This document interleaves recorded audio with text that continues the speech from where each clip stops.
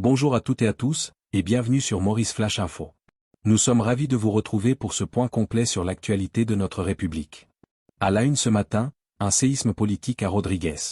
Le chef-commissaire, François Grandcourt, se retrouve dans la tourmente après son audition under warning par la Financial Crime Commission. Au cœur du dossier, l'affaire Roadtrack. Les enquêteurs disposent désormais de preuves numériques, appels et messages qui semblent contredire la version officielle. Entre allégations de favoritisme, détournement de tracés routiers au profit de proches et pression sur les fonctionnaires, l'étau se resserre. François Grandcourt invoque, lui, la proximité sociale de l'île pour justifier ses échanges avec le contracteur. Est-on face à une gestion de proximité ou à un abus de pouvoir caractérisé pour gratification? C'est le dossier brûlant que nous décryptons pour vous immédiatement. Affaire Roadtrack à Rodrigues, l'étau se resserre autour du chef-commissaire François Grandcourt. L'enquête menée par la Financial Crime Commission, FCC, sur l'allocation et l'exécution du projet Roadtrack, à Port-Mathurin a pris une tournure décisive cette semaine.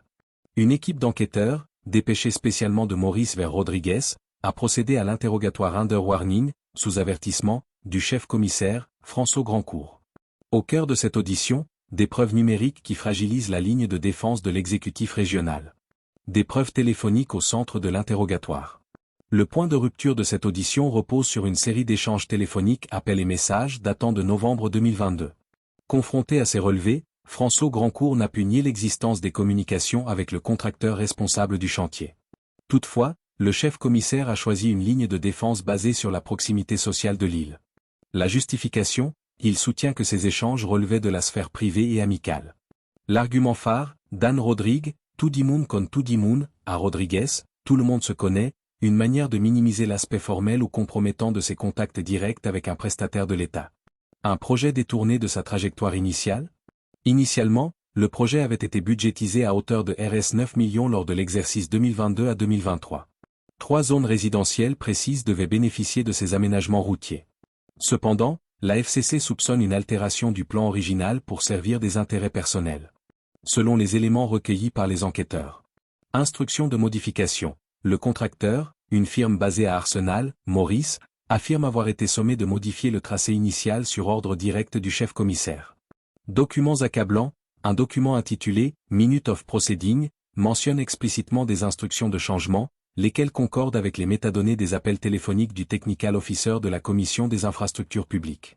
Témoignage à charge. Un chef de département a formellement incriminé François Grandcourt, confirmant que les directives de modification émanaient du bureau du chef-commissaire. Favoritisme et gratification. L'enquête révèle une coïncidence géographique troublante. Les travaux de bitumage auraient été déviés pour englober les propriétés de proches de Nicolas Volbert, commissaire à la santé. Plus flagrant encore, les chantiers se seraient interrompus net devant les domiciles des proches de François Grandcourt et de Nicolas Volbert. Le représentant de la compagnie de construction a confirmé avoir reçu des directives spécifiques pour inclure une portion de route entourant la demeure des proches du commissaire Volbert, lequel avait déjà été entendu par la FCC en décembre dernier. Vers des poursuites judiciaires. L'enquête de terrain étant désormais bouclée, la FCC s'attelle à la rédaction d'un rapport final.